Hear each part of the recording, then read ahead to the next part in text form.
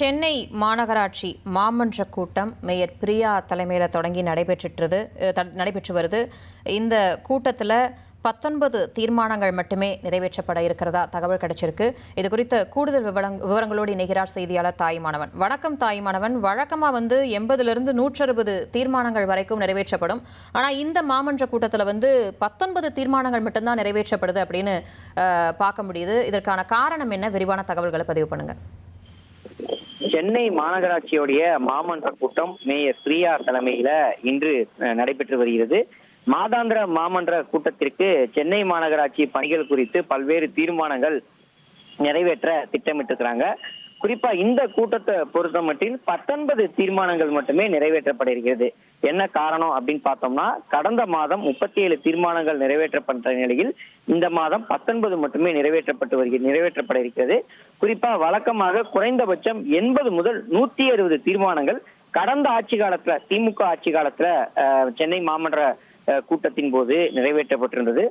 தற்போது மேயர் பிரியா பொறுப்பேற்ற பிறகாக முதல் முறையாக குறைந்த அளவிலான தீர்மானங்கள் மட்டுமே இந்த முறை நிறைவேற்றப்படுகிறது. இதற்கு காரணம் என்ன அப்படின்னா, புதிதாக தவேக ஆட்சி அமைந்த பிறகாக இன்னும் தமிழ்நாடு அரசு தரப்புல இன்னும் பட்ஜெட் என்பது தாக்கல் செய்யாததால எந்தவித திட்டப்பணிகளும் துவங்காத ஒரு சூழல் என்பது இருக்கிறது. அது மட்டுமல்லாம சென்னை மாநகராட்சியால அறிவிக்கப்பட்ட பல்வேறு டெண்டர்களை தமிழக அரசு அண்மையில ரத்து செய்தது.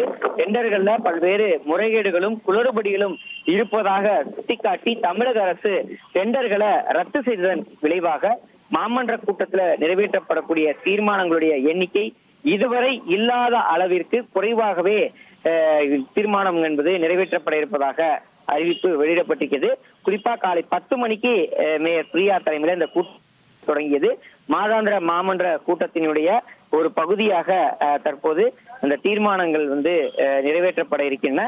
குறிப்பாக இந்த கூட்டத்தை பொறுத்த மட்டில் சென்னை மாநகராட்சி ஆணையர் சமீரன் கொளத்தூர் வாக்கு எண்ணிக்கை மைய இயந்திர சரிபார்ப்பு நிகழ்வுல இருப்பதால அவருக்கு பதிலாக ஷயா பீசிங் பங்கேற்றிருக்கிறார்.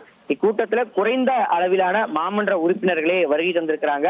வழக்கமாக மாமன்ற கூட்டம் என்றால் பரவலாக மாமன்ற உறுப்பினர்கள் வருவது வழக்கம். ஆனால் இந்த முறை வழக்கத்துக்கு மாறாக குறைவான அளவிலே மாமன்ற உறுப்பினர்கள் வந்திருப்பதை பார்க்க முடிகிறது. தவேக அரசு பொறுப்பேற்ற பிறகு நடைபெறக்கூடிய 2வது மாமன்ற கூட்டம் இது. எனவே இந்த 2வது கூட்டத்திலும் குறைவான அளவிலே தீர்மானங்கள் நிறைவேற்றப்பட இருக்கிறது.